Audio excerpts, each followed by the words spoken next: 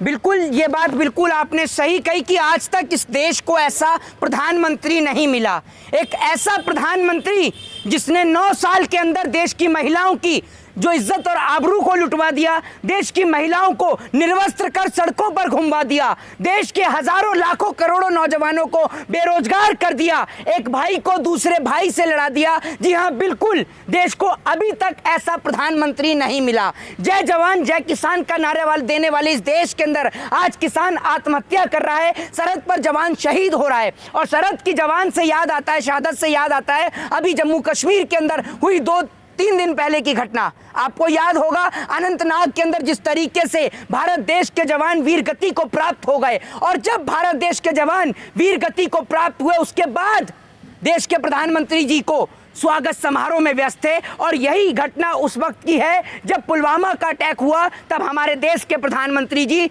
Man versus wild के show में busy थे।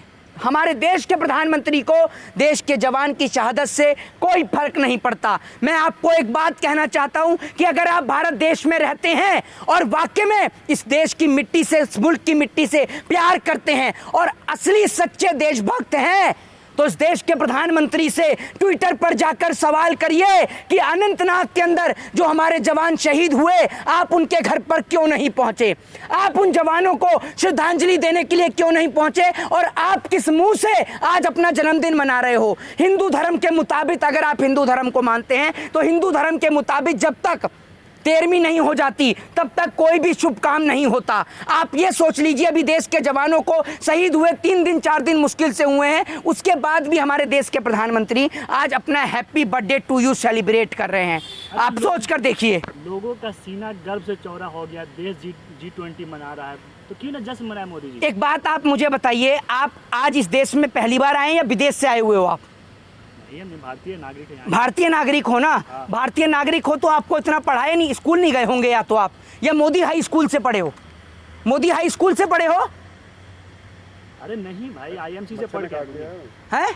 IMC से पढ़ क्या है? तो IMCC में आप पढ़े हुए हो, आपको ये नहीं पता था कि भारत देश ने एक बड़ा सम्मेलन कराया, गुट निरपेक्ष शिखर सम्मेलन, जिस टाइम पर भारत देश की प्रधानमंत्री श्रीमती इंदिरा गांधी जी थी, उस वक्त पर 100 देश भारत देश के अंदर आए थे। आज G20 हो गया तो पूरे देश में हंगामा काट रहे हो। वो G20, जिस G20 में भारत देश के गरीब लोगों को पर्दे के पीछे छिपा दिया गया। जब ट्रंप देश में आता है तब गरीबों को छिपा दिया जाता है, जब इस देश के अंदर जो है वो G20 सम्मेलन होता है तब गरीबों को छिपा दिया जाता है। भैया, गरीब इस देश में सुबह उठने से लेकर रात को सोने तक 65 तरीके के टैक्स देता है, जिस गरीब को आप छिपा देते हो। अरे वो तो कांग्रेस की देन है, कांग्रेस गरीबी हटाओ का नारा देती लेकिन आज तक गरीबी दूर नहीं कर पाई। मोदी जी देखिए राशन बांट दिए, संडास बनवा दिए, गैस सिलेंडर बांट दिए। नहीं, एक बात आप मुझे बताइए, संडास की आप बात कर रहे हैं, आप इस देश में संडास से कम नहीं है। इस देश की मीडिया इस देश में संडास से कम नहीं है, वो भी बदबू फैलाने का काम कर रही है। या तो बदबू फैला रही है या नफरत फैला रही है। अब इतने सारे पत्रकार यहाँ मौजूद हैं, आपत्ति किसी को नहीं है, लेकिन संडास फैलाने वाले पत्रकार भी तो यहाँ मौजूद रहते हैं ना।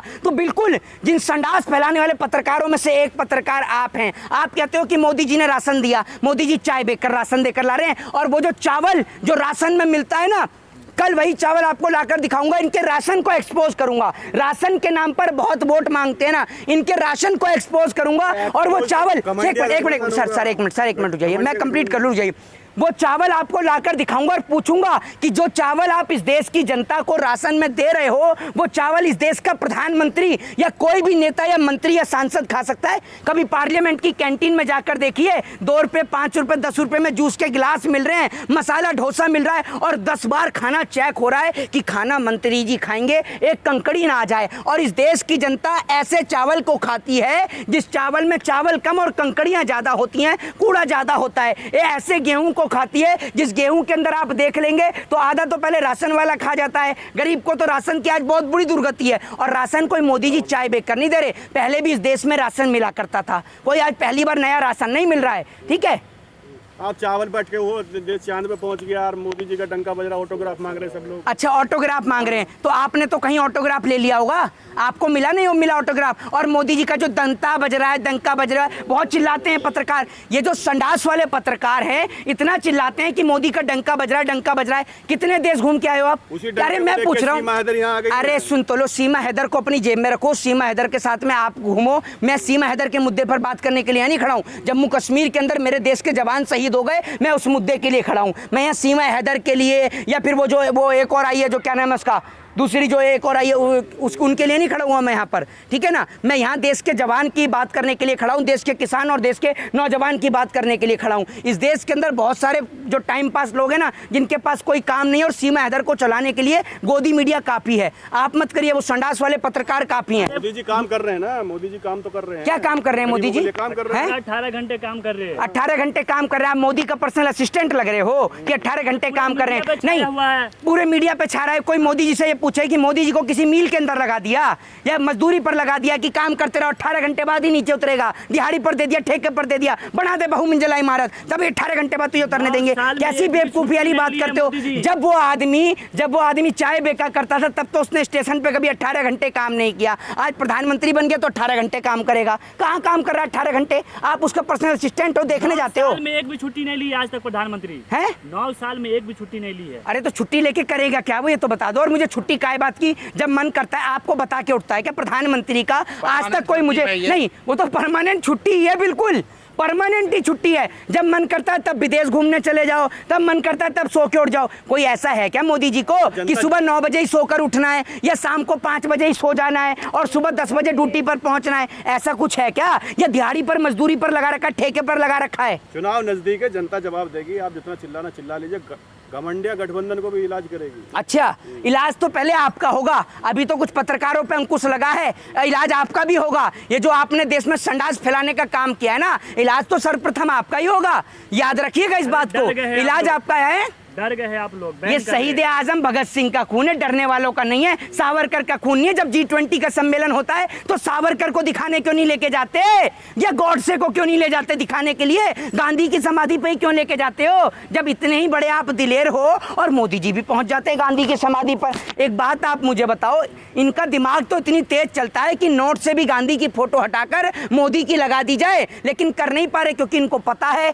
और विदेश से जो इतना देश को चमका रखा था और गरीबों को छिपा दिया, उसके पीछे का एक ही कारण था कि विदेश से कर्जा चाहिए, कर्जा मांगना था, दोबारा से पैसा चाहिए, इसलिए देश को सब वो सजा रखा था और गरीबों को छिपा रखा था। याद रखिएगा, इस देश के प्रजातंत्र में, लोकतंत्र में, डेमोक्रेसी में और संविधान में इतनी ताकत है कि जिस दिन इस देश का प्रत्येक नागरिक जाग गया, जागने में समय जरूर लगता है। एक देश था जापान, आपको बता दूं, वो 14 साल में जाग गया, लेकिन हमारे देश में आपको बता दूं कि 1757 से लेकर 1857 तक 100 साल के बाद तो हमारे देश को पता चल रहा है कि हम गुलाम हैं, कि हम गुलाम हैं। हमें पता ही नहीं था कि हम गुलाम हैं, ये आप समझ लीजिए।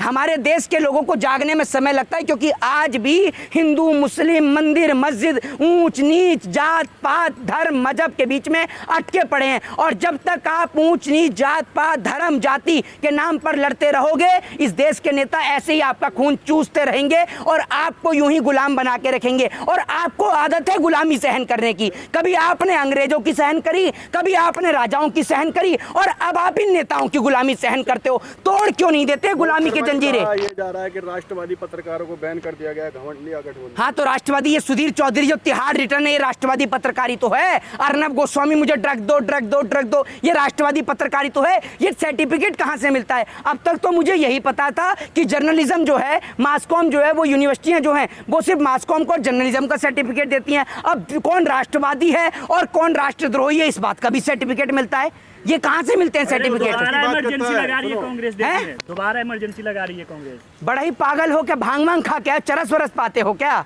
कहीं से पाली हो? एक बात, मुझे तो कांग्रेस सत्ता में है नहीं, ये कह रहे इमरजेंसी लगा रही है। पत्रकारों को बैन कर रही है, पत्रकारों पे बैन कर रही है। अरे तो एक बात आप मुझे नहीं, मेरे को एक बात बताओ, जो व्यक्ति इस देश में नफरत फैलाता है उसको तो बैन ही किया जाना चाहिए। और आप जैसे लोग जो संडास से भी ज्यादा गंदगी इस देश में फैला रहे हो, आपको तो बैन ही किया जाना चाहिए। जय हिंद, जय भारत, वंदे मातरम।